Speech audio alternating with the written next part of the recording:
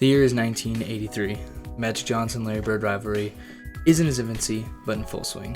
Young superstars such as Micheal Jordan and Akeem Olajuwon were two of the top names in the upcoming draft. The NBA has 23 teams and is looking to add more in the future. Where would they look? 40 years later, Olajuwon and MJ were two of the league's best players ever. The Magic Bird rivalry continued, and well, we know the rest of the story of the NBA. Today, the NBA has expanded to 30 teams, with 32 certainly on the way. One of those cities that is almost guaranteed to get a team is a team that could have made sense 40 years earlier. Las Vegas in 1983 was a booming town. Sitting at 505,000 residents and a 5% growth rate, it was a town that was certain to continue to grow. And as we now know, it did indeed. This was a market that the NBA could have been in 40 years earlier. We will give Las Vegas an NBA team, but in 1984 as the 24th NBA franchise. While all real NBA franchises moving forward will still join, how will adding a new, potentially historic franchise change NBA history? Alright, welcome back, and today we're going to be starting a new series. We are back on 2K. It has been a while since I've done a 2K video. I've been focusing more on doing essay videos because that is more fun for me, but what is really fun for me is more historical videos, and when it comes to basketball, that's what we're doing here today in 2K. So it's a mix of both. We are adding the 24th NBA team as an expansion team, the Las Vegas Fortune. So this is the first logo we're going to be rocking with.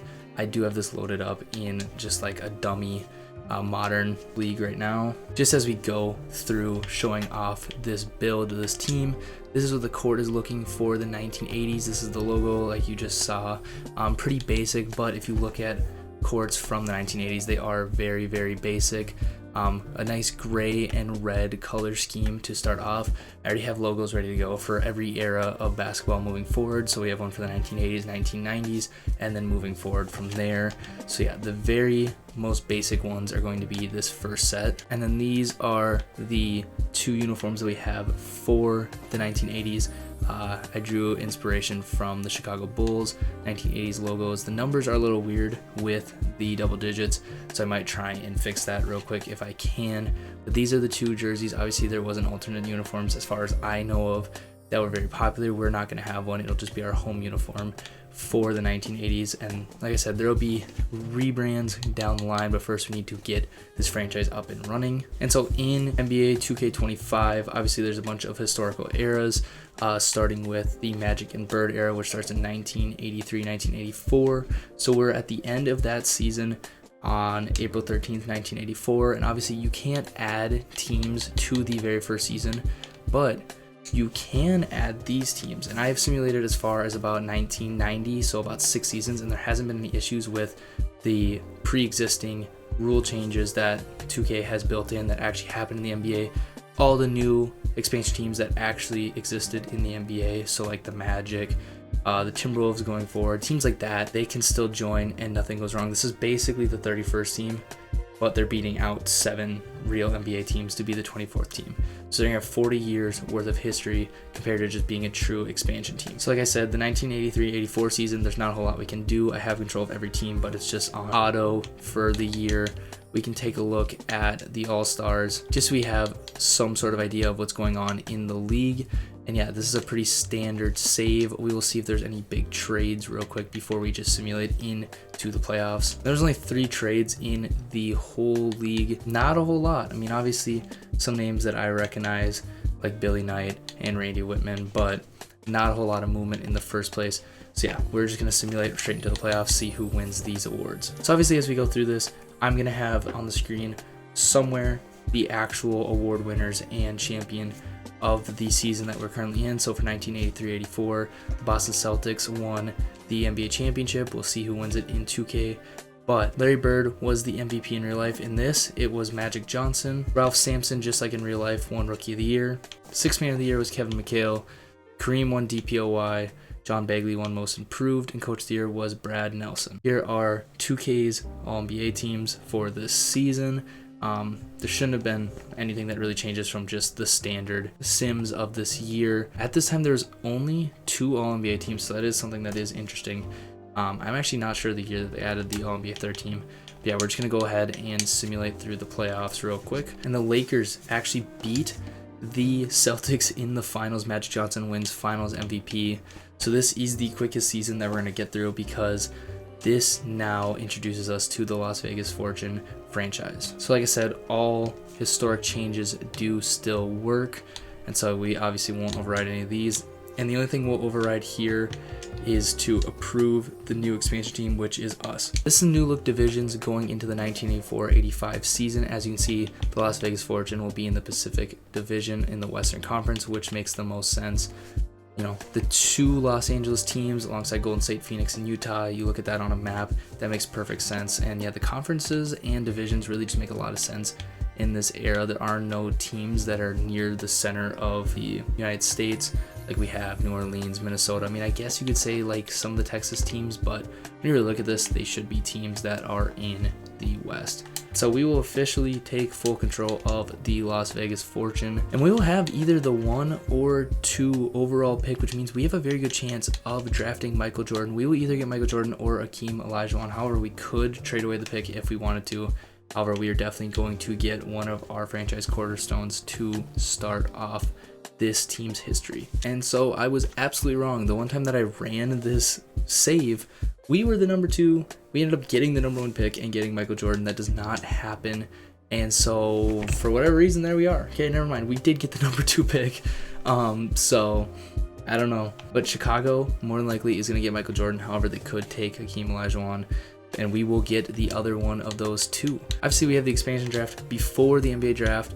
However, we're more than likely just going to build our team knowing that we're either going to get a shooting guard or a center, so we'll probably keep those as some of our weaker positions, but we have to assign our staff first. And so obviously it's not going to matter for the first episode, but I am going to keep track of all of our head coaches throughout history, as well as some other things, just so that when we finish all this, we kind of have the history of this franchise, as well as like coaching records, who is our best players, yada yada yada. Probably more than what 2K can actually offer me, but the most important thing to me is getting a head coach. The rest of this we can just get okay. Yet I want to get a guy that we can kind of build around, that has decent potential but also isn't absolutely cheesed out. I think for this franchise to start, I think it would be an awesome story to make it so that we just take some guy, just not necessarily off the street, but somebody who just isn't a coach, and make him a coach. High potential. He's a head scout, Zach Battle, 1.5-star offensive and defensive coaching. So as he progresses, the team can progress. I don't know. I think it's just an interesting storyline that we could make work.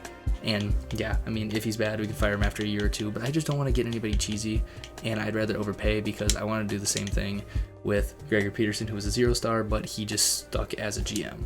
And so Zach Battle will sign with us as our first ever head coach. And so like I said, I'm an absolute nerd, so we're going to have our yearly review, as well as our coaching records, our stat leaders every year, award winners, and then just general notes that I get year over year. And yes, I know that I spelled coach wrong. I'll fix that later. But yeah, Zach Battle is our first ever coach. All right, so moving forward, obviously we're just going to get straight into the expansion draft. I simmed this when I simmed through the first time, so I really don't know who's going to be around. I'm actually going to take screenshots of this and probably add this to my spreadsheet. But yeah, we're going to build this team, assuming that we either get Michael Jordan or Akeem Olajuwon. And looking at this roster, obviously Akeem Olajuwon would fit a lot more, just because I see a lot of shooting guards in the top couple players, but obviously some decently sized contracts here.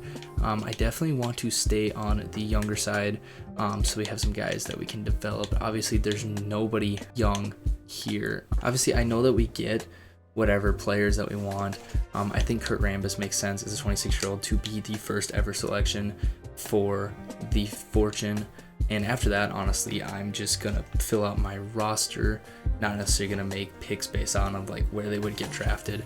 I'm just going to fill out my roster. We're going to get the 2 best players and youngest players, best playmakers that we have available. So I'm going to take both of these 2 guys. That'll fill out my point guard position. Shooting guards, Randy Whitman is a no-brainer. And honestly, looking through this, I think Kevin Greavy is the second best option. He's really the only other one that makes sense. So we are just going to take the top 2 again at the shooting guard position. At the small forward, again, it's looking like the top 2 are just the best options to take. ML Carr and Alvin Scott are going to join the squad. Obviously, we have Kurt Rambis And looking at the power forward, I think Pete Verhoeven makes more sense than Chuck Robinson, because then we have two younger guys we can develop. Obviously C+ potential, good rebounding. I think just the 7-year difference is going to make up for the 5 overall difference. Chuck Robinson could be a guy that I add later into the draft, but Pete Verhoeven is going to be the guy that I'm looking for as my backup. Chuck is definitely going to be a guy that I move on from later, but like I said, I will probably end up picking him up. There's only one center available, and that is Jarvis Bennett. So honestly, as much as MJ would be fun, Akeem might make more sense. Like I said, Chuck Robinson, I'm going to pick him up just because he is a tradable asset, but I'm not expecting him to make my A1 roster. And then I'm looking at the youngest guys available to see who really has decent potential. I think Ron Roberts and Ryan Lynch make the most sense. I also think Pete White at a B- potential makes sense as well. And I saw another B- potential. These are guys that, unless they end up having a big offseason, probably aren't going to get playing time for me. Gary Hobson, welcome to the squad. And that is our team. So yeah, looking at this roster, obviously outside of a couple bright spots being ML Carr, Kurt Rambis, Chuck Robinson, our power forwards are solid, but outside of that, a lot of work needs to be done through free agency, trading, and the draft. And like I said, Chuck Robinson is not going to stay for very long. Definitely a guy I'm throwing in the trade finder, see if we can get more talent on this team. Looking at the trade finder, it makes a lot more sense to go into the draft, see which one of the two superstars we're going to end up with before we make a trade. I saw a lot of centers in there, but if we end up with Akeem, I'm not going to want those guys. So we're going to go into the NBA draft. The Chicago Bulls are going to take Akeem Olajuwon, which is going to give us Michael Jordan. But before we take Michael Jordan, we're going to give ourselves a center rotation, trading away Chuck Robinson in a 1985 first-round pick, which is top 3 protected, for Kurt Memphis and Mark West. This is going to build our center rotation for year 1. I think with Michael Jordan, I'm okay with giving up this first-round pick. I'm hoping that we are pretty solid right off the bat. So Chuck Robinson is going to Dallas. Yeah, so now that that is complete, we're going to go ahead and take Michael Jordan. Obviously, we didn't get to scout because of not existing as a franchise, but we know who Michael Jordan is going to be. Yeah, I mean, at worst, going to be the best player that this franchise is going to have for the first 10 to 15 years of its future if he's an absolute flop. If not that, he's going to end up being one of the best players of all time. And yeah, you can see I took inspiration from the Bulls uniform, because pictures like this, especially if we got Michael Jordan, you can just see that that is basically a Bulls jersey. He just looks so natural in that uniform and that uniform style that I had to recreate it just in case we got him. Coming in as an 85 overall, is by far the best player on this team. Probably won't come off the court unless he's tired. He gets to do whatever he wants. The only other pick we have is our 2nd round pick.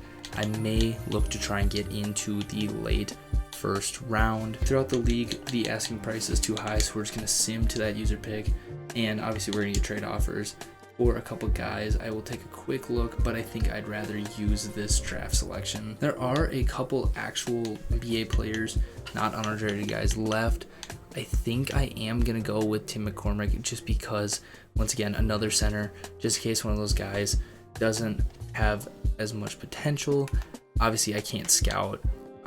These are names that I very vaguely recall, but Tim McCormick is going to be joining our squad with the 26th overall pick. And just like that, we have completed our first draft. Michael Jordan is going to be the superstar of this franchise moving forward. Tim McCormick is a solid pickup in the 2nd round at 70 overall. I mean, immediately get a top guy in the league, and obviously not cream of the crop, coming straight out of college at 21, but it won't take very long for him to explode towards the top of this list. We are in peak Magic Johnson, Larry Bird right now. Moses Malone, Kareem Abdul-Jabbar, and Isaiah Thomas round out the top 5. Yeah, this is a look around the league of what it looks like right now. Obviously, no team player options going into this year, or even the entire league. Pretty sure it wasn't a thing in this era anyways. So we get into our first free agency with negative cap room.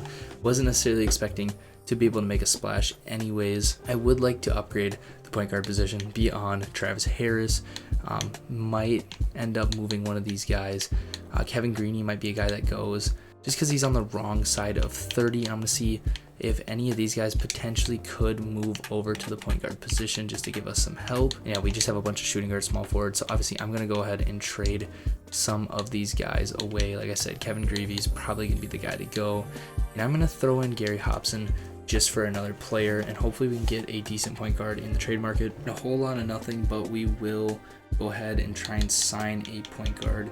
Let's look at the best system matches potentially best playmaking. I don't want to go after the top guys because realistically, if you're the best point guard in free agency, why would you go to an expansion team?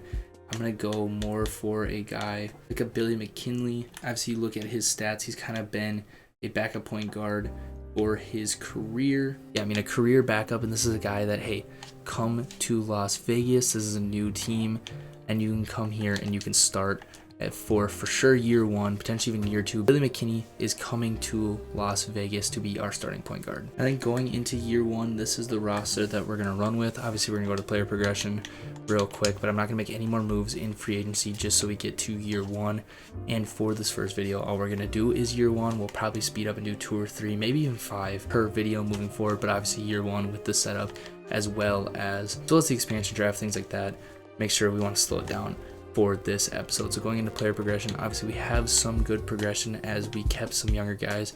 Kurt Rambis looks like he's gonna be our starting power forward. Mark West goes up 2. ML Carr is really the only guy that drops so far, and yeah, none of the younger guys progressed here towards the bottom, so a couple of them may just flat out get cut. Might trade some of them for some seconds moving forward because I think we are over the roster limit. Yeah, we're going to go ahead and sim to next season. And so we will be using 2K's draft classes moving forward. So yes, we are going to be missing guys like Charles Barkley, unfortunately, but it is what it is. I would rather use this than try and find one where people may have messed with the overalls. I'd rather have what 2K has. Looking at year one, this is the Michael Jordan show. Pretty much nobody else is going to get over 30 minutes. Injuries are on, and this rotation is very thin. I do actually want to run a 10-man rotation, and then Michael Jordan is just going to play pretty much as humanly possible. I'm going to play him 37 minutes, and I'm actually going to give all of Randy Whitman's minutes to Tim McCormick. I'd rather have our young center playing than Randy Whitman, who is a younger player. Kevin Greavy's actually going to lose his minutes as well. I'd rather have younger guys playing. We're going to be okay this year because Michael Jordan is Michael Jordan, but I'm assuming we're not going to be very good this year. Obviously, we're going to play through Michael Jordan, and then we're just going to shoot at will. Would rather try and outpace teams than try and outskill teams moving forward. And yeah, very first game, we're going up against Larry Bird and company, fresh off of NBA Finals appearance. And yeah, these jerseys hopefully do kind of fit the 80s vibe. That's what I was going for, but Michael Jordan is pretty much the only option on this team. Game 1 is actually a 115-114 win over the Celtics and Michael Jordan. 42 points. I would assume this is the story moving forward. And yeah, we're just gonna sim and see what happens, and I will let you know at any big injuries or if we try and make any trades, anything like that. And the power of Michael Jordan, 14 and 24. We're only a couple games out of the 8th seed, and first of all, the West is terrible and top heavy. We're terrible on the road. Las Vegas is bumping with Michael Jordan as the team superstar. We can sneak into the playoffs, which means that losing our first round pick this year wasn't necessarily a bad thing. I mean, we have a lot of good chemistry and a lot of fan interest. You look at stats so far, and Michael Jordan is doing it all. Injuries must not be turned on for me to get notifications, which is fine for now. As long as MJ doesn't get hurt, I will try and fix that. But the reason that I stopped is that Michael Jordan needs some sort of help. And so I'm going to try and go all in to try and make a trade. A guy like Kevin Greavy, who when he plays, which he is playing a decent amount, has been solid, can't shoot the 3 anymore in this point in his career. But we're going to try and move him, potentially some other players, try and make a push so that we can make the playoffs in year 1. Obviously, power forwards, we have a couple solid power forwards. ML Carr is just not doing it as our starting small forward. I think, honestly, this is the trade I'm going to do. As much as I would love to get Wayne Cooper, I think it makes more sense to build our depth. Sidney Green could potentially also slide to that center position, and we'll see. He could get an overall boost or just be our starting center for the time being, but I think this trade overall makes more sense. These are 2 guys that Michael Jordan played with in real life, so this could potentially help as well. And by 1989-1988, Michael Jordan should be one of the top players in the league, and so I'm not afraid to give up those picks to try and win now. This rotation's already looking better now that Rod Higgins and Sidney Green are in the starting lineup. Michael Jordan hopefully doesn't have to put up 34 points a night just to survive. We just passed the All-Star break, and I believe this means that Michael Jordan was number 2 in voting. Obviously, I can go look. I don't know why I'm not. Yeah, he was number 2 in voting, 34, 4, and 4. We'll give him 34, 5, and 5. The guy is absolutely electric. How did he play in the All-Star game? He was the leading scorer out west for the All-Star game in a win. Does that mean he won All-Star MVP? I don't know, but yeah, we're still the 9 seed, but we are beating some solid teams like the Lakers. If we can compete with the Lakers, we should be able to make the playoffs. A 41-point game from Michael Jordan. He still pretty much has to do it all, but at this point, the trade deadline is passed.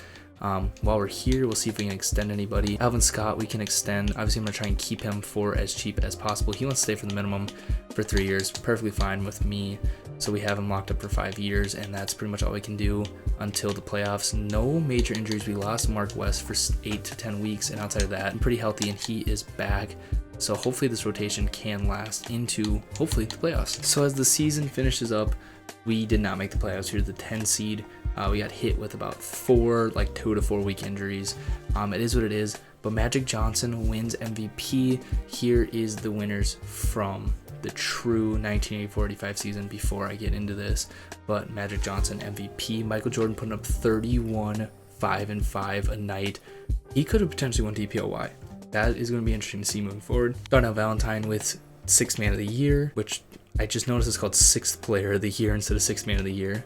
Akeem Olajuwon, the probably runner-up for rookie of the year, wins DPOY. And then the most improved player is Kurt Nimphus of the Fortune. So in our first year of existence, we had 2 award winners in Michael Jordan and Kurt Nimphus. Obviously, Michael Jordan's probably our leading scorer, probably our leading PR, probably even leading steals. It's going to be interesting to see that moving forward. And Michael Jordan was probably runner-up for MVP. Well, this is before they'd made it so that it was positionless, so maybe he wasn't, but for sure was in the MVP conversation. He's on the All-NBA first team. I would assume he's on the All-Defensive first team, and he's on the rookie team. Do we have any other rookies? No, Tim McCormick did not make it, but he's on every single first team possible this year. Absolutely insane. We knew Michael Jordan was going to come in and be our best player. We knew Michael Jordan was going to come in and be one of the top players. I did not expect him to be an All-NBA first team in year 1. So like I said, we were 31-51, so we were the same record. We were 31-51, so we had the same record as the 8 seed. However, tiebreakers, we must have missed the playoffs.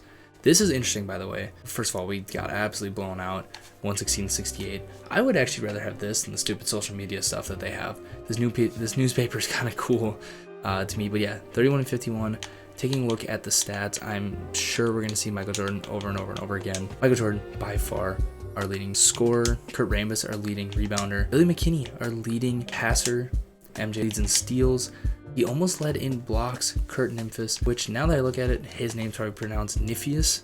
Kurt Nimphus with 1.5 blocks per game beats out Michael Jordan for the leader in blocks.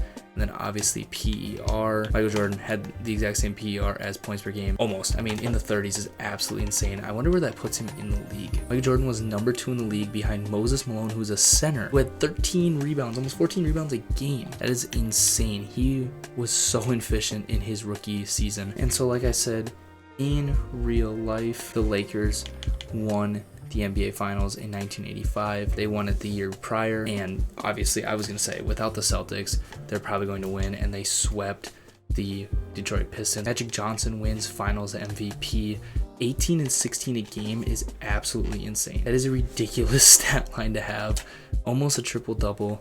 And yeah, we will get through this offseason. Obviously, we don't have our first round pick, which now that we missed the playoffs and we're not like an insane team, now I'm sure how I feel about it. I'm still pretty confident that by 1989 we'll be solid, and obviously we weren't bad enough to get a Patrick Ewing or a Karl Malone. However, I got Hot Rod Williams might have helped, a Terry Potter might have helped. This might be a draft I try and trade back into the first round here. I am going to override a lot of player retirements. That's just a personal thing. Hopefully that isn't something that's upsetting. Yeah, it's just a personal thing that I like to try and override guys so they stick around for a year longer than they usually want to. So historic changes. Kansas City Kings move to Sacramento, and then for rule changes, all lottery teams will have equal odds and all lottery picks are done through a weighted draw. This was the New York Knicks getting Patrick Ewing. If you're a conspiracy theory guy or just an NBA history guy, this is where there's a conspiracy theory that the Knicks got the #1 pick and got Patrick Ewing because of a frozen envelope. Who knows? I don't know if the Knicks were good or not. I didn't really check. They are pretty bad. They are going to get Patrick Ewing or Karl Malone. They still could get Patrick Ewing, but San Antonio is going to get themselves big. We will look at the first couple draft picks before we sim to our pick. With the #1 overall pick, San Antonio Spurs take Patrick Ewing out of Georgetown, which means the Knicks are going to take Karl Malone. Wayman Tisdale goes to the Warriors. Thought they might have taken Chris Mullin. I just want to see somebody go to their actual team. Joe Dumars goes to the Mavericks. I believe he went to the Bulls. Xavier McDaniel goes to the Bulls. Charles Oakley at #6 goes to the new Sacramento Kings. That is their first pick in the Sacramento era. AC Green goes to the Pacers. And Chris Mullin is going to Houston to round out the top 8. Let's go to the top 10. Detlef Schrempf goes to Atlanta, and Dallas is going to pick up John Konchak. Definitely said that wrong. I should know how to pronounce this guy's name. But we're going to send to our pick, which is in the mid-30s. And we can still get some okay players. Nobody fully scouted out. Looks like there's only a couple real players left. Actually, there might just only be the one. And so Sam Vincent, obviously being the only real player left, I'm definitely going to go ahead and take him. He could potentially be our point guard moving forward. So to get a 72 overall point guard with the 35th pick is pretty solid. I'm more than happy with that. Tim McCormick we will bring back, even though he actually did play a decent role, 14 minutes a game. Yeah, not bad. Definitely going to keep him around. No qualifying offers. And is there anywhere massive that we need to upgrade the team? I mean, I'm kind of okay with just staying the course for this year. Unless there's a bunch of cap room, which we do have a little bit of cap room, so we could potentially make some moves. There's not really anybody that's jumping out at me that I necessarily want to get. I am going to sim a little bit just to see where people go. Eddie Johnson re-signs with the Kings. He's the only 80 plus that has signed and really the main guy to get in this offseason. So we're going to jump straight ahead to player progression, where Michael Jordan already jumps up to a 90 overall, up 5. Mark West is up to a 76 overall. Tim McCormick's up to a 72. Kurt Rambis is up to a 74, and a couple guys regress. But I mean, Michael Jordan's already one of the guys in the league. We will be fine moving forward. It's like usual, we're going to use the 1986 draft, but we're going to stop here. 1 year in, I've been recording for over 45 minutes. This is the roster going into year 2, and Michael Jordan's already one of the best players in the league at just 22 years old. Potential MVP season.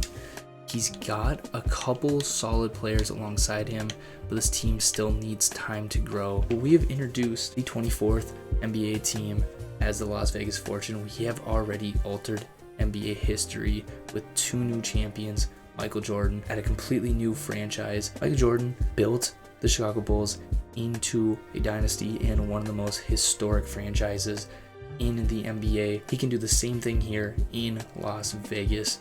However, there is no history to go off of. He could make a dynasty right off the bat. We'll see where this goes moving forward, but so far through 1985, a 31-51 record. Not the best, but we have one of the best players in the NBA at 22 years old in Michael Jordan. I know this is different than the videos that I've done over the last year or so. I know that I said I was going to step away from 2K, but it's more of a historical video. It's something different than what I used to do when I played 2K. Definitely want to keep this semi-realistic, but obviously we're adding a new team to the NBA, and this is only going to get crazier moving forward. This is going to be a historical video throughout this whole series. Just changing history and seeing what we can do throughout this series. So yeah, hopefully you enjoyed, and I'm looking forward to making more of these. Other than that, no, peace.